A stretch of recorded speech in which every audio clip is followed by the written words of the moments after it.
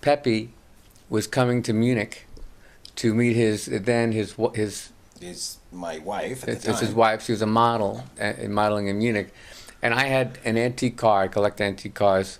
I had an antique Mercedes, and I needed parts for it, and I was searching everywhere, and they said the only place you're going to get it probably is in Germany. So Peppy was going over, and I said, you know, Peppy, I'm thinking about going to Germany to get these parts for my car, and he said, come with me. So I said, okay. I get tickets, and it's a long story, but I managed to get tickets on his flight, which was like leaving the following Saturday, which is impossible, but we pulled it off with, I'm not even going to go into it, but I get on the plane. Peppy missed the plane. I get on a plane. I don't know his wife, never met her or anything. I land in Munich, and I'm waiting for Peppy to come on the next flight. He's not coming until the next morning. Finally, the airport starts to empty out. I'm trying to figure out what I'm going to do, and I see this beautiful girl. And I looked at her, and she looked at me. I said, are you married? And she said, yes. I said, and I explained the whole thing. She took me back to a place. We actually wrote a song together from the first Barnaby Bye album that night in her place, in her beautiful flat. And we picked up Peppy the next morning. Then Peppy and I brought guitars, and we'd play on the sidewalks. And some guys, some small agents said, you know, you guys want to play in a club?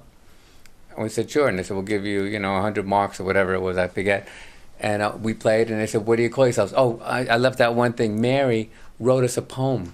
She was an unbelievable This is writer. the answer to your question. This is what you want to hear. She wrote You can edit everything out. This is now. It starts here. I'm sorry.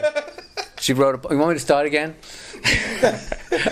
She wrote a poem called Barnaby Bye and the Band of Head, and it's actually on the back of our second album. But anyway, we had the poem. We lifted that out. We were walking around with it, and they said, what do you call yourselves? And we looked at the poem. We said, Barnaby Bye. And that's how we got the name. It's funny, too, because in concept,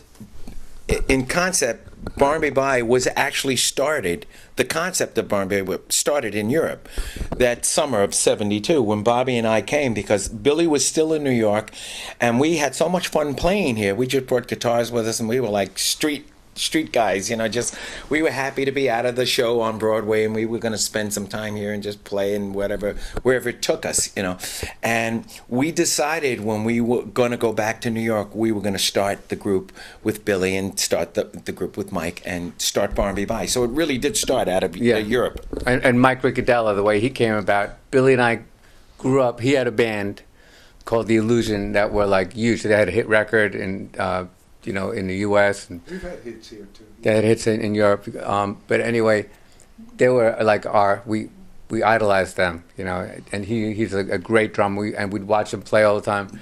And when Barnaby Bye got the record deal from Atlantic Records, we said we need a drummer, and Billy and I said we know a guy that's amazing. We don't know if he'll do it.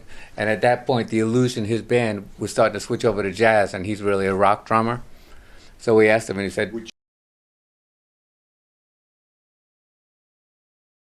One of the great things about being back together that we found out is that, over all the years of us knowing each other but never really working together, Bobby has been working great with video and Photoshop and different things. He designed everything on the cover for us and did all that. So as we started making the record, we started seeing things that Bobby's doing a little more here, and every time they come up and do a tour. And so really what's happening is that the concept is developing as we're here.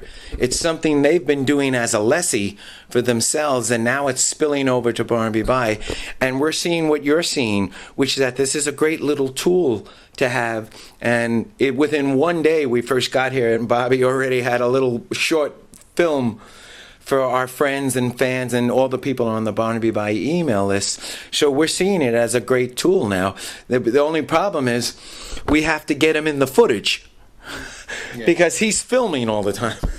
I'll tell you the way it came about is Bobby is a creative genius. He really is. And his mind is always thinking, and he always finds out how to make something work. He could looks at any program and reads up on it and makes it work. And I like to say I help him a little bit. I make decisions, but it's really him. He's inside it. Okay, can I say?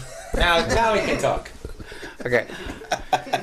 Billy and I have always done that kind of thing when we had 8mm cameras when we were little. But when we would go on the road, I developed our websites, and I just love hearing from all our fans. You know, they write to us, and I write them all back. You know, it's amazing. Last night, some fans came over, and Billy said, "These are so-and-so," and I said, "You guys met in the car, Big Deal was playing?" They said, "Yes." And Billy's like, "How did you know that?" I said, I remember them.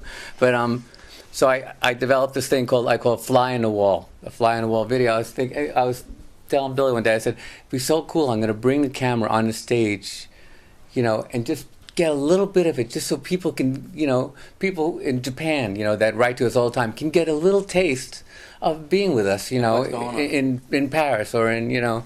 And that's where it all started. And I get such a great reaction. I have, like, you know, so many people subscribe to my videos and stuff, and it's great. And it's kind of like we have our own little internet TV show, you know. People are waiting more. So, but it's great. It's a great way to reach out to our fans, you know, and, you know, give something back, you know, rather than just say buy our music, you know. Want them to, like, be a part of us. Also, we all have a very strong sense of comedy, having done theater, you know. So it just takes one person to come up and say, "I have this idea." You know, there's like Bobby was like, "I have this idea," and within 10 minutes, everybody had an idea. Let's go in the closet. Let's go downstairs. Let's go here. Let's go outside. You know, so it's like once somebody plants the seed, then we all just jump in. You know, but Bobby really is the guy who puts it all together. Oh no! Did you know this is off? Yeah. It's on. Time. I'm kidding. An Italian label called Frontiers called us up through Bob Kulick, who was the guitar player, and said, "We'd like you to record a new Balance record. Would you do it?" And Bob called me and asked me, and I said, "Yeah, okay." So we signed a licensing deal with Frontiers for Europe and Asia, and we've been working on it in the States, and it's just about finished, and it'll come out soon. Is there a title? Tentatively, we're calling the title "Breathe," because I think, you know, we're breathing new life again after again something similar, being asleep for 30 years. You know, and so I'm happy to do it. You know, it's totally different than Barnaby Bye, but, you know, to me, just like Barnaby Bye is here under the wings of Alessi, really, because they've pioneered, you know, Holland for Barnaby Bye. To me, in a sense, I feel the same way that, you know, Balance has some cult status in certain pockets and stuff, but I still like to get Barnaby Bye out through the wings of the things that I've done as well too. I said there's a joke they call the fish story. It says the one that got away. You know, when you love somebody and you can't have them and they get away. That's what I keep saying. That's what Barnaby Bye is to me. It's the fish story. It's the one that got away. So I'm happy to see us back getting something again, you know. The Blues Magoos were 1967, and I was a teenage little rock and roller in the United States, and was lucky enough to have a top 10 record in the States in 1967, and we were pioneers of the psychedelic garage band rock movement. And so now, even since we're still all alive, people like Balance and like all of the old Barnaby Bye fans that wanted us to get back together, people have always said for 40 years, "Oh, any chance of the Magoos ever doing something?" So now there's some festivals and different shows, and we signed on with an agency to get back together to do some shows and maybe record a little. And it's fun because it's like breaking the rules. You know, they say you can't go back, but, you know, we're going back. And we're having the greatest time, because when we were young, we were hungry, you know. Now we've all had careers. It's really not about money to us. It's about the love that we've all shared making the music, and that's the real joy of it. We never fight. We have no arguments. We're just having you know, in 1972, we'd be, no, don't play that. Oh, I hate that, you know. This time it's been like Mike would turn around to me, "Peppy, what should I play?" I go, "I don't care.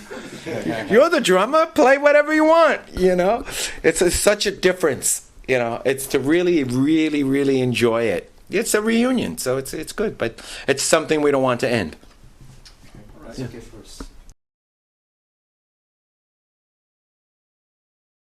Yes, I would like to say to all our fans, especially the ones that write to us all the time and say, "Are you ever going to come to Denmark? Are you ever going to play in Sweden? Or when are you going to come back to France? You're going to be in the south of France. Don't give up on us. We'd be there in a heartbeat, and we're working on it all the time." And go to Barnaby Bye. Go to BarnabyBye.com. Well, I think they know that. That will be all over the place. But thanks so much.